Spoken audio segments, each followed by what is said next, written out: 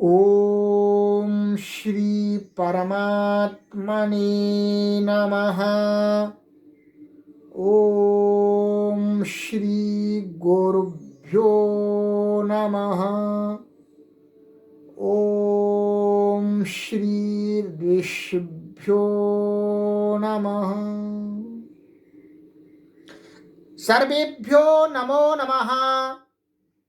देववाणी संस्कृतम ई गुरुकुलम प्रति भवतां सर्वेषां हार्दं स्वागतम्। देववाणी संस्कृतम ई गुरुकुलम में आप सभी महान भावों का हार्दिक अभिनंदन है मित्रों।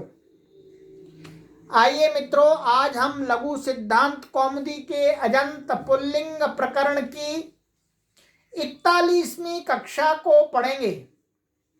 गत कक्षा में मैंने आपको हरि शब्द के संपूर्ण रूपों को बनाना सिखला दिया था।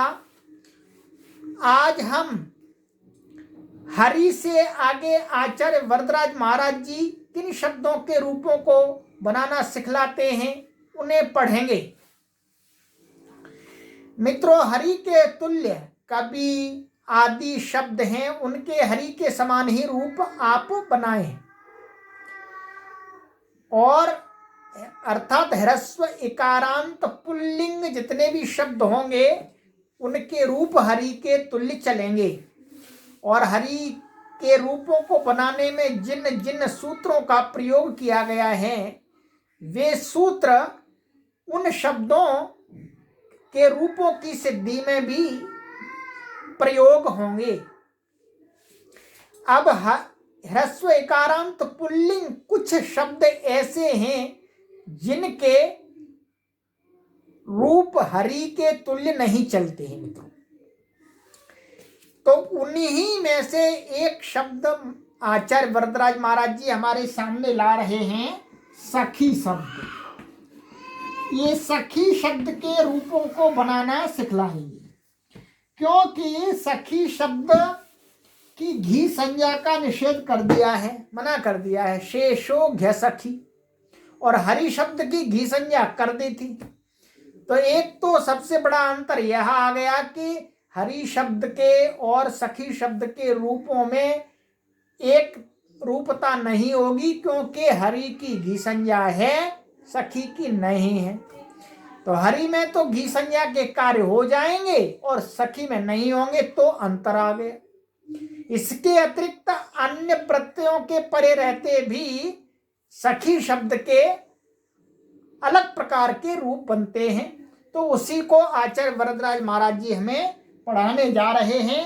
सखी शब्द का प्रथमा विभक्ति का रूप बनता है सखा।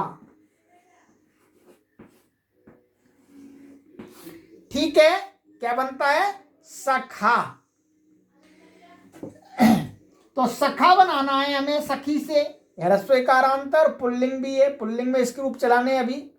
तो सखा बनाना है, तो इसी को बनाने के लिए आचार्य वरदराज महाराज जी हमें महर्षि पाणिनि का एक सूत्र बताते हैं, अनंग सौ।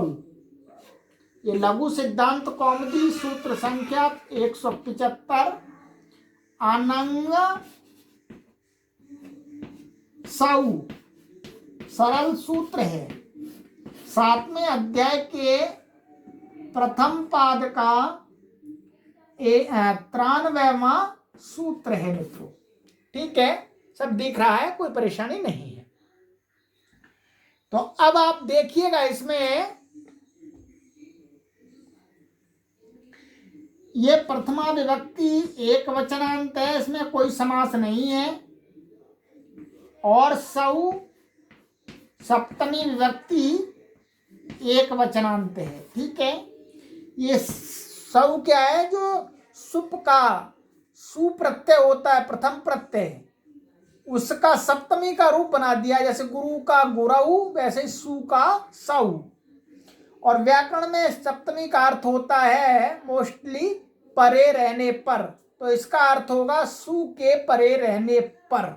ठीक है, और इस सूत्र में ऊपर से अनुवृत्ति आती है मित्रों। एक ऊपर से सख्युर संबुद्धौ, एक सूत्र है इसके ऊपर, सख्युर संबुद्धौ से पूरा सूत्र आता है, सख्यु और असंबुद्धौ। तो उस पूरे सूत्र को मिलकर के जो अर्थ बनता है, उस अर्थ को आचार्य वरदराज महाराज जी कहते हैं सख्यु अंगस्य अनंगादेशः असंबुद्धौ सौ। क्या अर्थ बता बनाया इन्होंने?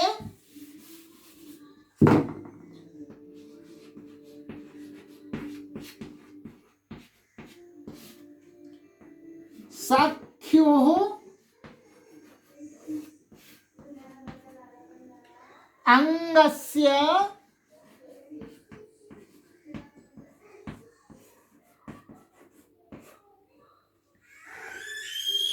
अनंगादेशः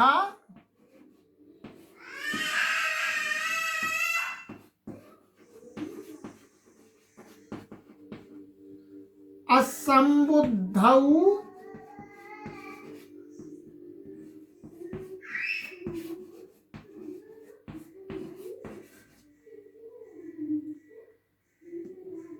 सौ। तो और आगे परतः ऐसे कोष्ठक में इसका वो लगा देंगे। ये कहते हैं कि सख्यु हो, सख्यु षष्ठी का रूप है, अर्थात सखी शब्द। सखी शब्द अर्थात वो कैसा होना चाहिए, उसकी अंग संज्ञा होनी चाहिए। ऐसे सखी शब्द अंग को क्या हो जाता है, अनंग आदेश हो जाता है। कब? सौ माने सु के परे रहते, और सु कैसा होना चाहिए, असंबुद्धौ माने संबुद्धि भिन्न। अच्छा, संबुद्धि क्या होती है? संबोधन में इस सु की एक वचन में, क्या ये सु एक वचन है, तो संबोधन में इसकी हो जाती है संबुद्धि संज्ञा। तो उसका निषेध कर दिया, संबोधन में नहीं, संबोधन से भिन्न अर्थात संबुद्धि भिन्न सु के परे रहते सखी अंग को अनंग आदेश होता है। अब देखिएगा, आपके पास में ये शब्द है सखी, और इससे सु की उत्पत्ति पहले हमने कर ली, इसकी एक संज्ञा हो गई, ये स बच गया, ठीक है। इसकी संबुद्धि संज्ञा नहीं है क्योंकि प्रथमा विभक्ति का है, संबोधन का नहीं है, ठीक है। तो संबुद्धि भिन्न सु हो गया, बाद में है। तो इसके परे रहते जो सखी अंग है, यस्मात् प्रत्यय विधिस्तदादि प्रत्यय अंगम से इसकी अंग संज्ञा है। तो सखी अंग को क्या आदेश प्राप्त हुआ, अनंग आदेश। अब अनंग आदेश कहाँ पर हो, तो क्या कहते हैं, अलो अंत्यस्य माने अंतिम अल को प्राप्त होना चाहिए, परंतु अलोन्त्यस्य का अपवाद है, अनेकालशित सर्वस्य माने ऐसा आदेश जिसके अंदर कई वर्ण हैं, अथवा शित आदेश क्या होता है, वो सबके स्थान में होता है, जिसको कहा गया है उसके सबके स्थान में होता है। सबके स्थान में हो जाएगा तो फिर सखा कैसे बनेगा जी?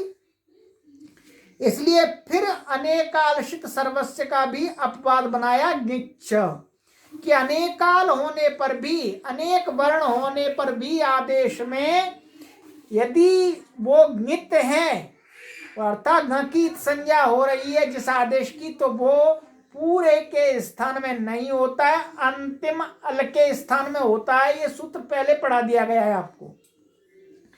तो क्या है, गिच्छ से इस सूत्र के अंतिम, अब इस शब्द के अंतिम ई को हुआ, क्या बना जी, आइएगा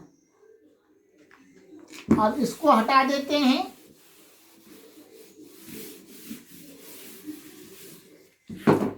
ये हमारा बन गया सखी और स, इसको अनंग आदेश हो गया गिच्छ से, तो क्या बना, सख, और ये अनंग हो गया ई को, ठीक है, ये सा आ गया, इसकी न की संज्ञा हो गई, हलंत्यम तस्य लोपा दर्शनम लोपा और न के अकी भी संज्ञा हो गई, उपदेश अनुनासिक इत तस्य लोपः दर्शनम लोपः। तो क्या बचा, सख और अन, इसमें ये इसी का अवयव है, सख अन और स, ऐसा बचा। तो अब इसको मिला देंगे तो क्या बनेगा, सखन। क्या बनेगा, सखन। ठीक है, कोई परेशानी नहीं है। अब आगे चलते हैं, क्योंकि हमको क्या बनाना है, हमको बनाना है सखा। अभी तो सखन बनाए जी, अभी तो सखन बनाए हैं। तो अब हमें आगे आचार्य वरदराज महाराज जी कुछ सूत्र बताएंगे जिससे ये सखा बन सकेगा। एक सूत्र है, आगे आप देखेंगे अपनी पुस्तक में, अलोन्त्यात् पूर्व उपधा और सर्वनाम स्थाने चा संबुद्धौ और अप्रिक्त एकाल प्रत्ययः और हल्याभ्यो दीर्घात् सूतिस्य प्रक्तम हल और न लोपः प्रातिपदिकान्तस्य। इतने सूत्रों को लगा करके ये सखा शब्द सिद्ध होगा। चलिएगा, सरल है, कुछ भी परेशानी नहीं है, जल्दी से समझ लेते हैं। अब हमारी यहाँ तक स्थिति हो गई है सखन, ये हलंत है सखन। तो अब हम इसको सखन को यहाँ लिख देते हैं, फिर सूत्रों को पढ़ना आरंभ करते हैं। कितना बन गया है, सखन प्लस स। ठीक है, अब देखिएगा आचार्य वरदराज महाराज जी कहते हैं सूत्र संख्या 76 में, अलोन्त्यात् पूर्व उपधा, ये संज्ञा सूत्र यहाँ पर आ गया है जी, क्योंकि यहाँ इसमें सब कार्य करना है इससे, इसलिए अलोन्त्यात् पूर्व उपधा।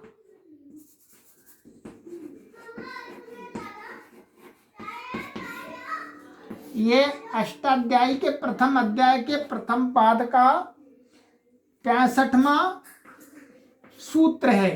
ठीक है, इसमें आलाह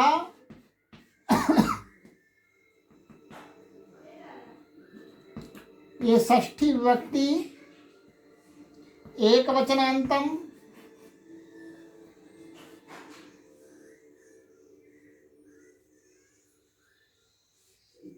नहीं, ये पंचमी विभक्ति एक वचनांत होगा, क्योंकि अंत्यात् पंचमी है, इसलिए अंत्यात् पंचमी विभक्ति एक वचनांतम और पूर्वाह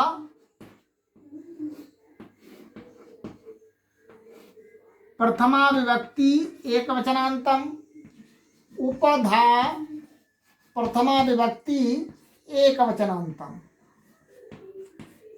ठीक है, ये सभी शब्द हैं, इसमें कोई समास नहीं है। अलाह, ये अल माने जो सभी वर्ण आ गए अल प्रत्याहार के अंतर्गत। तो अलाह पंचमी विभक्ति एक वचनांतम, अंत्यात् पंचमी विभक्ति एक वचनांतम और पूर्वाह प्रथमा विभक्ति एक वचनांतम, उपधा प्रथमा विभक्ति एक वचनांतम। अब आ जाइएगा, अब हम इसका देखेंगे अर्थ। ठीक है, ये संज्ञा सूत्र है, ध्यान रखेंगे, ये संज्ञा सूत्र है, ये संज्ञा विधायक सूत्र है। अब इसका अर्थ आचार्य वरदराज महाराज जी जो करते हैं उसको मैं बतला देता हूं। कहते हैं अंत्यात् अलाह पूर्वाः वर्णाः उपधा संज्ञाः। बिल्कुल सरल अर्थ है।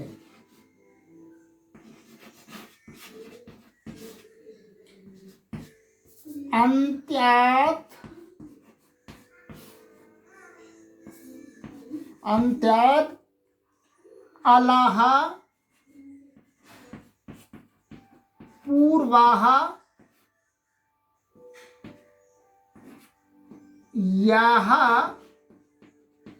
वर्णाः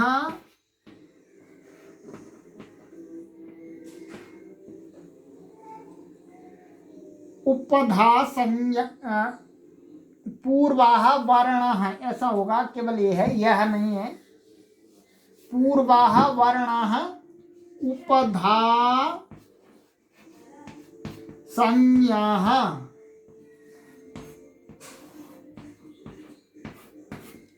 ठीक है, अब देखिएगा, इसका बहुत सरल अर्थ है।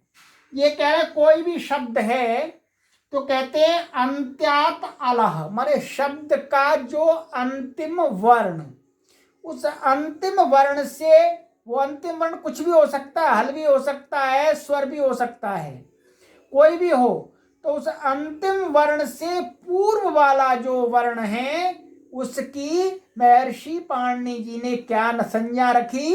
उपधा।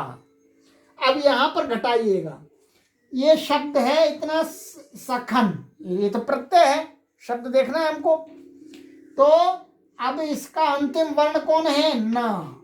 न है, न से पूर्व में क्या है? ख का अ है, तो अ की इस सूत्र से क्या हुई? उपधा संज्ञा। इस प्रकार से हर जगह आपको उपधा संज्ञा करने के लिए इसी सूत्र का सहयोग लेना है, इसी से उपधा संज्ञा करनी है। तो इसमें इस सूत्र ने क्या कर दिया जी? सखा के ख के अ की उपधा संज्ञा हो गई। अभी कार्य करना है, क्योंकि संज्ञा का अर्थ होता है कुछ कार्य करना। तो क्या कार्य करना, ये आगे वाला सूत्र हमें बतलाएगा कि उपधा संज्ञा को मान करके क्या कार्य यहाँ पर करना है। तो ये उपधा संज्ञा आपको समझ में आ गई। चलिएगा अब आगे चलते हैं। लघु सिद्धांत कौमुदी सूत्र संख्या 177 कहते हैं सर्वनाम स्थाने च सम्बुद्धौ। चलिएगा,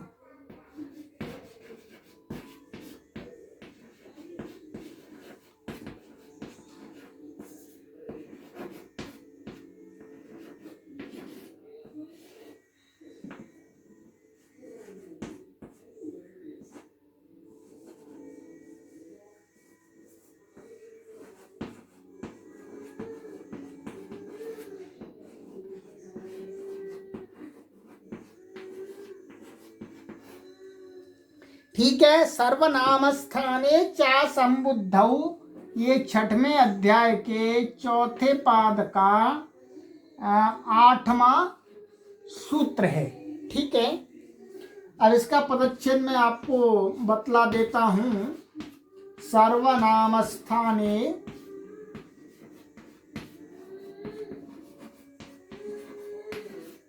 सप्तमी विभक्ति एकवचनान्तं च अव्ययपदम् असंबुद्धौ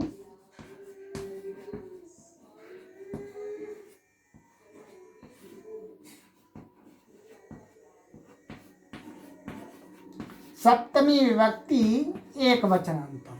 ठीक है, इसमें कुछ नहीं है। सर्वनाम स्थान आपको पता है, संज्ञा है सर्वनाम स्थान संज्ञा। सर्वनाम स्थानम सुडनपुंसकस्य, उन सूत्रों से सर्वनाम स्थान संज्ञा आपने सीख ली है। और च्यव्यपद असंबुद्धौ, तो यहाँ पर क्या है? नई समास है। न संबुद्धि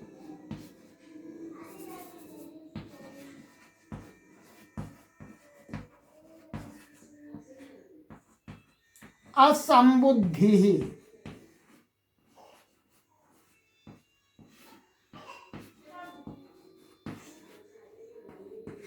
तस्मिन्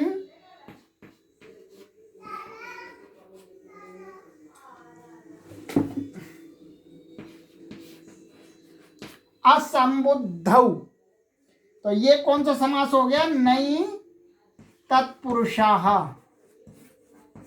ठीक है, ये नई तत्पुरुष समास हो गया। अब क्या संबुद्धि आपको पता ही है, एक वचनम संबुद्धि में संबोधन का एक वचन का जो प्रत्यय होता है सु, उसकी संबुद्धि संज्ञा होती है। तो यहाँ पर भी क्या संबुद्धि को छोड़ करके सप्तमी है। तो अब आ जाइएगा, अब इसका हम अर्थ देखते हैं। आचार्य वरदराज महाराज जी कहते हैं इसमें ऊपर से नोपधायाः, एक सूत्र है नोपधायाः, उसकी पूरे की अनुवृत्ति आ रही है। नोपधाया का अर्थ न उपधाया, न का अर्थ नहीं है, न का अर्थ है नकारांत। और ऊपर से ढ्रलोपे पूर्व से दीर्घोण, तीसरे पाद, छठवें अध्याय के तीसरे पाद से दीर्घ की अनुवृत्ति आ रही है। तो हम दोनों अनुवृत्तियों को लगा करके इसका अर्थ आचार्य वरदराज महाराज जी ने जो बनाया उसको देखते हैं। कहते हैं नान्तस्य उपधायाः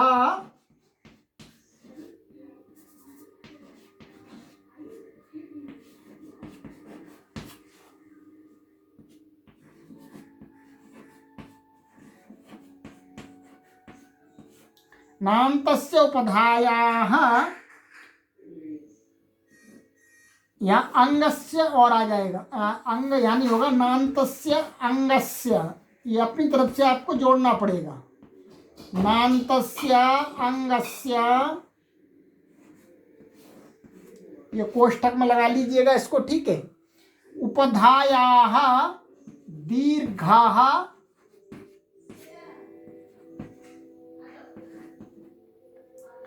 असंबुद्धौ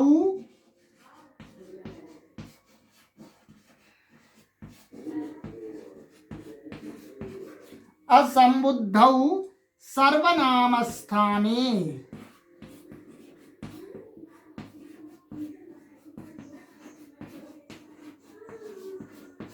ठीक है, बिल्कुल सरल अर्थ है। इस सूत्र का अर्थ है नान्तस्य अंगस्य, माने नकारांत जो अंग, माने ऐसा शब्द जिसकी अंग संज्ञा है और उसके अंत में न है।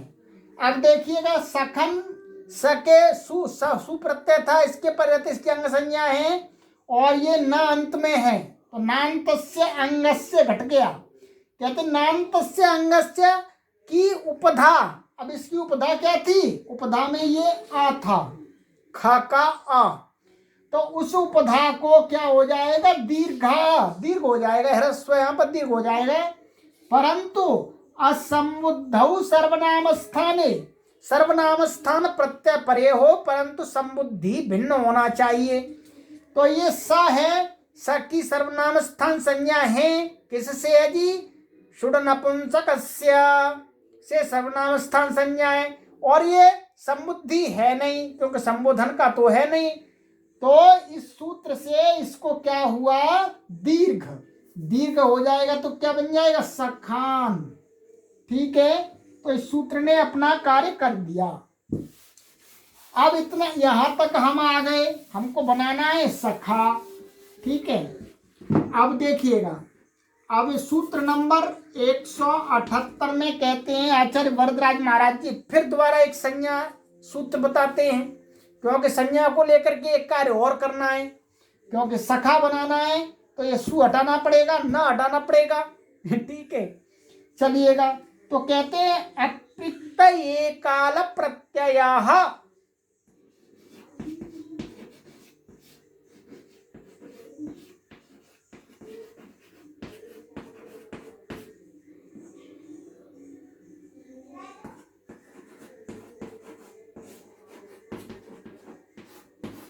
ये अष्टाध्यायी के प्रथम अध्याय के द्वितीय पाद का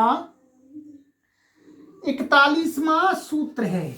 ठीक है मित्रों, तो ये लघु सिद्धांत प्रकरण ग्रंथ है, इसलिए आगे पीछे के सूत्र लगते हैं। जब प्राचीन व्याकरण हम पढ़ाएंगे आपको तो क्रम से चलेगा, तो सरल समझने में और सरलता होगी आपको, और ये व्याकरण आपका पूरा कार्य आएगा, आपको बहुत जल्दी समझ में आएगा वो। तो अप्रिक्त एकाल प्रत्ययः ये सूत्र है मित्रों। तो अब देखिएगा पदच्छेद देखते हैं इसका पहले। अप्रिक्तः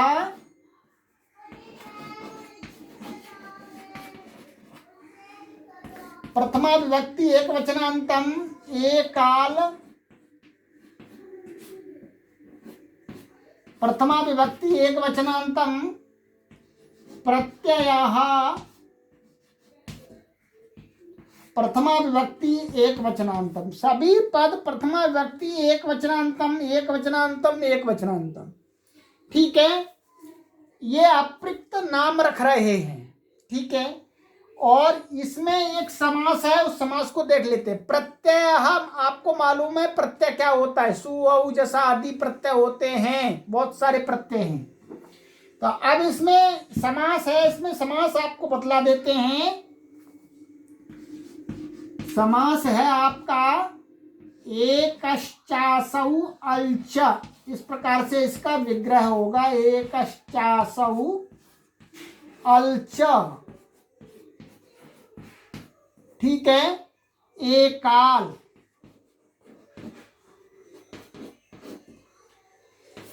कौन सा समास है, कर्मधारयः तत्पुरुषः,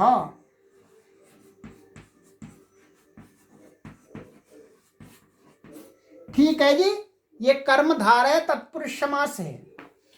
क्या कहा, एकश्चासौ अल्चा एकाल, माने इनका कहना है कि अल का अर्थ है वर्ण, कोई भी वर्ण हो तो वो अल कैसा होना चाहिए, अकेला होना चाहिए, चाहे वो स्वर हो चाहे हो वो व्यंजन, परंतु अकेला होना चाहिए।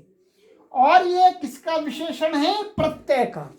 तो इसका अर्थ बनता है कि प्रत्यय, ऐसा प्रत्यय जिसका मात्र और मात्र केवल एक ही वर्ण बचे और कुछ भी ना बचे, ऐसा जो प्रत्यय जिसका मात्र एक ही वर्ण है, कुछ और है ही नहीं, उस प्रत्यय के वर्ण की क्या हो जाती है, अप्रिक्त संज्ञा, अर्थात वो प्रत्यय अप्रिक्त संज्ञक हो जाता है, ऐसा भी कह सकते हैं। तो अब देखिएगा इसका अर्थ, अब इसका अर्थ मैंने आपको हिंदी में बतला दिया है। अब आचार्य वरदराज महाराज जी क्या कहते हैं उसको भी हम देख लेते हैं। कहते हैं एक काल प्रत्यय यह सह अप्रिक्त संज्ञा स्यात्, लीजिएगा।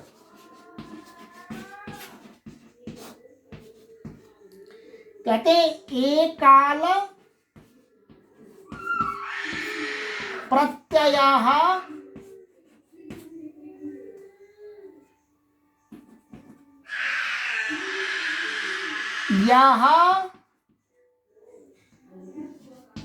सह अप्रिक्त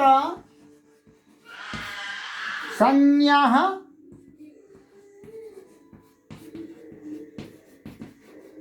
स्यात्, बन गई बात। इनका कहना है कि जो मात्र एक काल प्रत्यय, माने जिस प्रत्यय में मात्र एक ही वर्ण बचा हो, तो कहाँ बचेगा जी, यहीं बचा हुआ है, ये प्रत्यय था और इसमें मात्र एक ही वर्ण है, माने सा, कुछ है ही नहीं। तो इस प्रकार का एक काल प्रत्यय, एक वर्ण वाला प्रत्यय जो होता है उसकी व्याकरण में महर्षि पाणिनि जी क्या नाम रखते हैं, अप्रिक्त। तो इसकी संज्ञा क्या हो गई, सखी अप्रिक्त। अब अप्रिक्त संज्ञा को मान करके कोई कार्य करना है तो उस कार्य को अब ये देखते हैं, आगे बताते हैं आचार्य वरदराज महाराज जी क्या कार्य करना है। तो उसके लिए भी महर्षि पाणिनि का सूत्र पकड़ करके लाते हैं जी। तो अब सूत्र संख्या लघु सिद्धांत कौमुदी 179 में कहते हल्याभ्यो दीर्घात् सुतिस्य प्रिक्तम हल।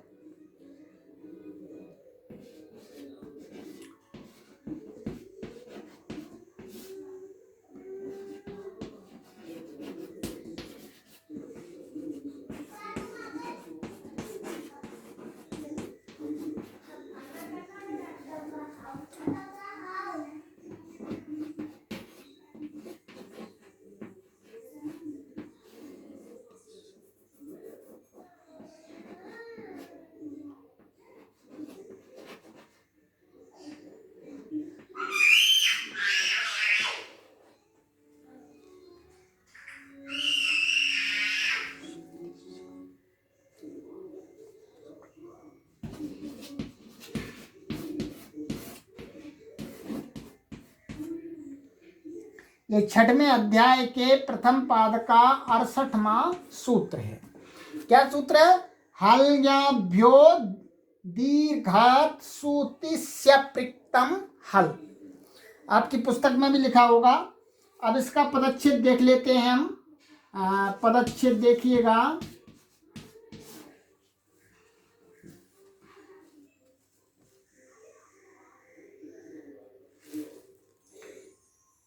हल्ङ्याभ्यः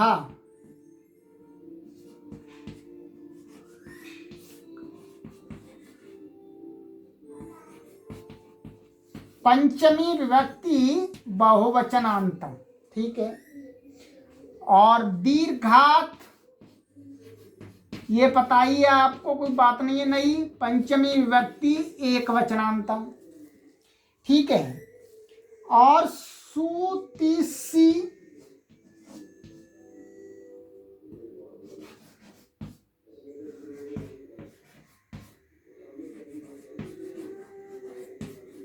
पिक्तम प्रथमा विभक्ति एक वचनांतम। और हल प्रथमा विभक्ति एक वचनांतम, ठीक है। इस पद में और इस पद में समास है, समास को हम आपको अभी बतला देते हैं, ठीक है। दीर्घात बताइए आपको, हल, हल का अर्थ है पूरे जो व्यंजन, सभी व्यंजन आ गए। और यहाँ पर सु, सु का अर्थ है जो ये सु प्रत्यय है। ती का अर्थ है जो तिप तस्जी का जो तिप प्रत्यय आता है। और सी, सी का अर्थ है सिप, माने तिप और सिप प्रत्यय तिगंत हैं, तिगंत वाले प्रत्यय हैं। तो अब आ जाइए ना, इसका और इसका समास देख लेते हैं, फिर आपको स्पष्ट हो जाएगा। पहले देखते हैं इसका।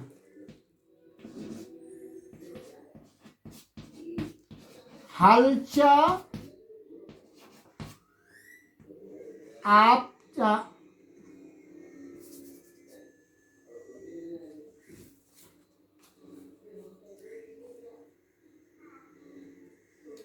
गीप च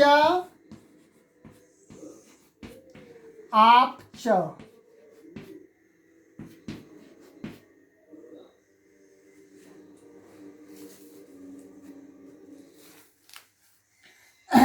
या आप ऐसा कर सकते हैं, यहाँ गीप छोड़िएगा, गीश्च ऐसा होना चाहिए वास्तव में, गीश्च। तो हल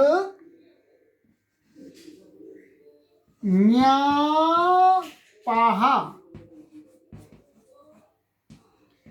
तेभ्यः हल्ङ्याभ्यः,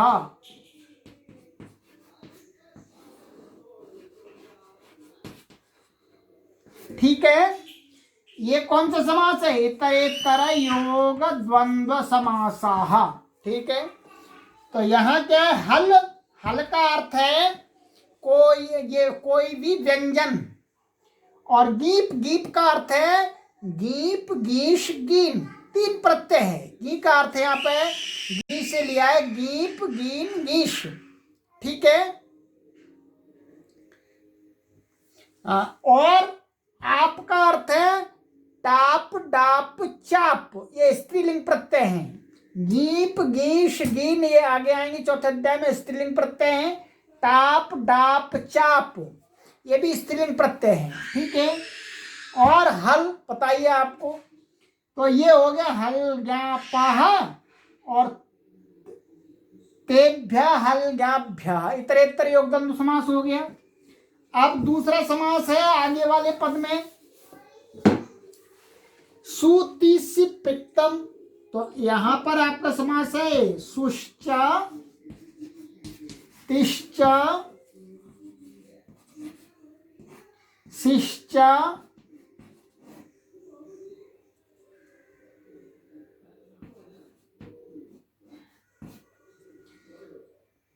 सु, ती, सी, ये आपका समाहार द्वंद्व समास हुआ।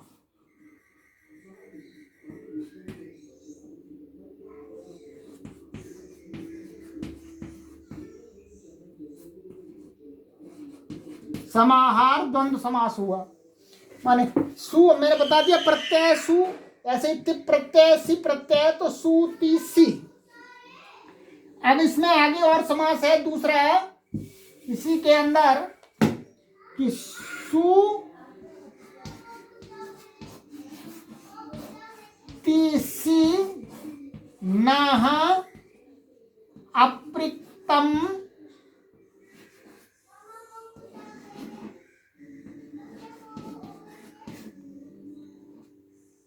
सुतिस्याप्रिक्तम।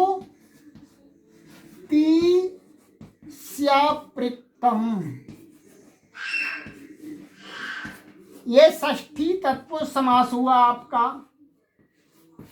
ठीक है, सुतिसी का जो अप्रिक्त, जिसकी अप्रिक्त संज्ञा की है, किसकी, माने सु का जो एक अलमात्र, माने केवल और केवल सा, और ऐसे ती का हलमात्र, और सी का हल माने अलमात्र, वर्ण मात्र की क्या है, अप्रिक्तम, माने इनका अप्रिक्त, ऐसा इसने समास दिखाया है। ठीक है, चलिएगा अब हम आगे देखेंगे, इसका अर्थ से स्पष्ट हो जाएगा ये। अच्छा, हल तो लिखा देंगे। अब आ जाइएगा, अर्थ देखते हैं इसका। आचार्य वरदराज महाराज जी क्या अर्थ करते हैं। कहते हैं आचार्य वरदराज महाराज जी, हलंतात परम दीर्घौ यौ ज्ञापौ तदंताच्च परम सुतिसी इत्येतद् अप्रिक्तम हल लुप्यते। चलिए लिखता हूं पहले। कहते हैं हलंतात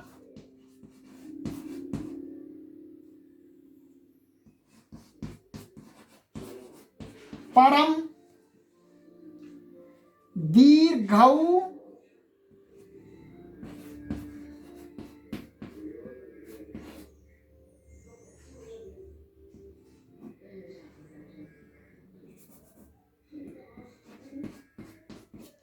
यौ ज्ञापौ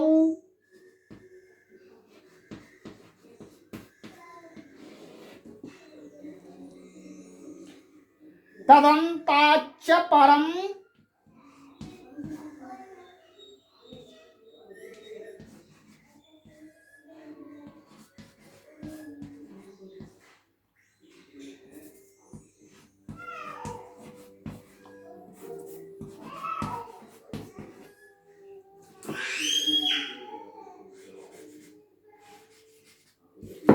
ठीक है, तदंताच्च परम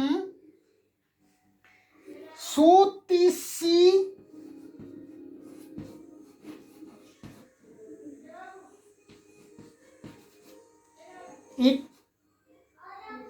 इत्येतत्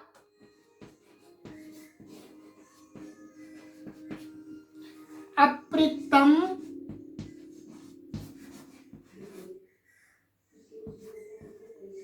हल लुप्यते।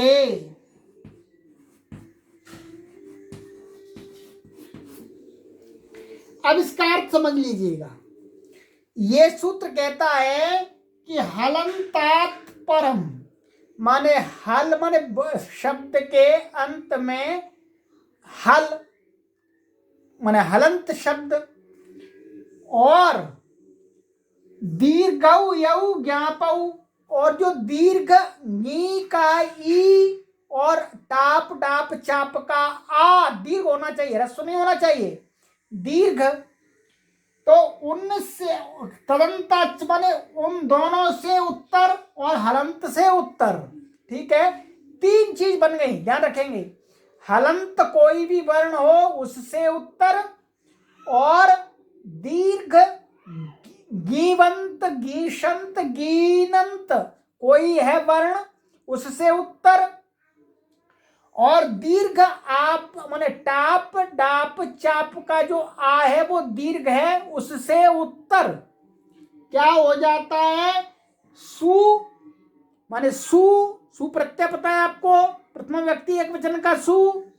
ती ये प्रथमा ये भी है, तिप प्रत्यय में तिप प्रत्यय है, सी माने सिप प्रत्यय है।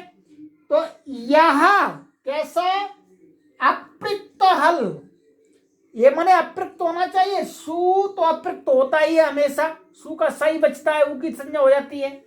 और तिप और सी ये कहीं पर अप्रिक्त होते हैं, कहीं पर नहीं होते हैं। तो जहां पर अप्रक्त होंगे वहां इनका जो अप्रक्त हल माने अभी संज्ञा बताई थी अप्रक्त एकाल प्रत्यय, तो क्या कह रहे हैं लुप्यते माने लोप हो जाता है। अब इस सूत्र में, इस सूत्र से हमें यहां क्या प्रयोजन घटाना है वो देखना है। केवल हमें ये नहीं लगाना ज्ञापक आदि, हलंत देखना। ये हलंत शब्द है ना, अंत में है हलंत है, और आगे सु आ रहा है, सु है, और सु कैसा है अप्रक्त हल है, अप्रक्त है, अप्रक्त संज्ञा कर दी है, अकेला है, इसलिए इसका क्या हो जाएगा लोप हो जाएगा। लोप हो गया, अदर्शनम लोपाहा घट गया। और इनकी सिद्धियों, इनके उदाहरण आगे आएंगे तब घटाएंगे। अभी केवल आपको हलंत का उदाहरण और सु का मिला है, तो ये आपका लोप हो गया। क्या बच गया आपका जी? अब ये बच गया सखान, सखान बच गया जी। अभी तो और बनाना है, ठीक है, कई सूत्र लगे हैं। अब अंतिम सूत्र और है कि इसके न का लोप करना है, तो उसके लिए अब क्या करेंगे? अब हम बताते हैं आपको। ये सु था, तो सु सहित की क्या थी? सुप्तिगंतम पदम, पर सु तो है ही नहीं यहां पर, तो क्या करेंगे? प्रत्यय लोपे प्रत्यय लक्षणम। प्रत्यय लोपे प्रत्यय लक्षण पहले बता दिया है कि प्रत्यय का लोप हो जाने पर भी प्रत्यय को मान करके कोई कार्य हो रहा है तो हो जाता है। तो सुप्रत्यय था वो तो हट गया है, परंतु उसको मान करके कोई कार्य करना है तो वो अब भी हो जाएगा। क्या कार्य करना है? सुप्तिगंतम पदम, अर्थात सुप जिसके अंत में होता है उसकी क्या हो जाती है? पद संज्ञा। तो यहां है नहीं, परंतु उसको मान करके हम काम कर लेंगे, तो इसकी क्या हो जाएगी? पद संज्ञा। ठीक है, पद संज्ञा। अब पद संज्ञा होने पर अब हम चलते हैं आगे अंतिम सूत्र पर। इस सिद्धि का सूत्र संख्या है लघु सिद्धांत कौमुदी 180। न लोपः प्रातिपदिकान्तस्य, ठीक है, इस प्रकार से ये सूत्र है। न लोपः प्रातिपदिकान्तस्य, ठीक है, अष्टाध्यायी के 8वें अध्याय के दूसरे पाद का ये 7वां सूत्र है। ठीक है, कौन सा सूत्र है? 7वां। अब देखिएगा, इसमें हम देखते हैं ये पदच्छेद। पदच्छेद थोड़ा सा आपको समझना है। ये न है, ये न क्या है? लुप्त षष्ठीकम है।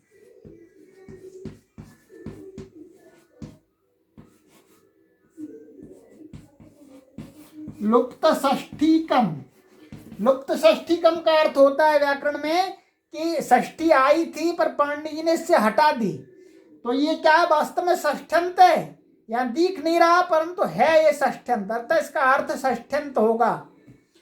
और लोपः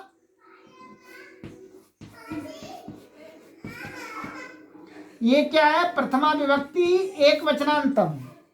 प्रातिपदिकान्तस्य, ये तो आप जानते ही हैं।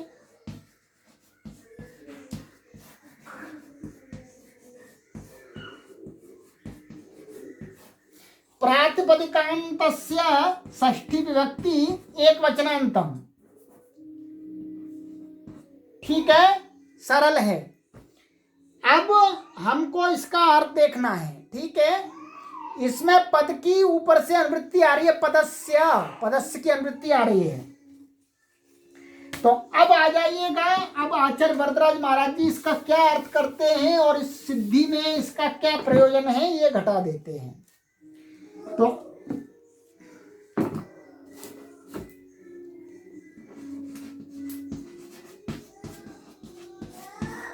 आचार्य वरदराज महाराज जी कहते हैं प्रातिपदिक संज्ञकम यत् पदम तदंतस्य नस्य लोपः।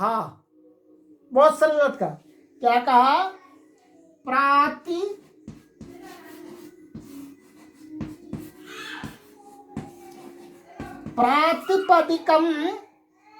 प्रातिपदिक संयम या संयकम भी कर सकते हैं, एक ही बात है। संयकम यत पदम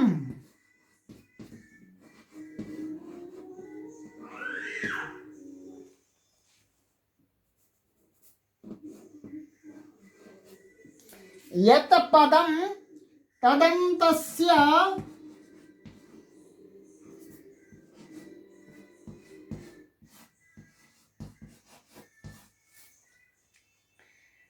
नस्य लोपाः। बहुत सरल अर्थ है। ये कह रहे हैं प्रातिपदिक संज्ञकम, माने प्रातिपदिक संज्ञा हमने सबसे पहले पढ़ी थी इस प्रकरण में, तो पहले तो प्रातिपदिक संज्ञा हमको देखनी है। अच्छा जी, सखान शब्द है, सखान मतलब सखी शब्द था, तो सखी ही अब भी ये है, तो इसकी क्या है, प्रातिपदिक संज्ञा है। किससे? अर्थव धातुर प्रत्यय प्रातिपदिकम, ठीक है, प्रातिपदिक संज्ञा है। और कह रहे हैं कि प्रातिपदिक संज्ञा वाला शब्द होना चाहिए, और दूसरी विशेषता लगाई यत पदम, माने पद संज्ञा भी होनी चाहिए। अच्छा जी, पद तो संज्ञा कैसे होगी, तो मैंने आपको बताया था, प्रत्यय लोपे प्रत्यय लक्षण लगा करके सु दिखने लगेगा, और सु से मान करके सुप्तिगंतम पदम से पद संज्ञा हो जाएगी। ठीक है, पद संज्ञा। तो ये सखान शब्द क्या है, इसकी पद संज्ञा भी है और प्रातिपदिक संज्ञा भी है, इतने की। और क्या, तदंतस्य, तो कह रहे हैं तदंतस्य नस्य, माने उस प्रातिपदिक पद के अंतिम नकार का लोपाह, लोपाह स्यात्मन लोप होता है। ये प्रातिपदिक संज्ञक भी है, पद संज्ञक भी है। इसके अंतिम नकार का इस सूत्र से क्या हुआ जी, लोप।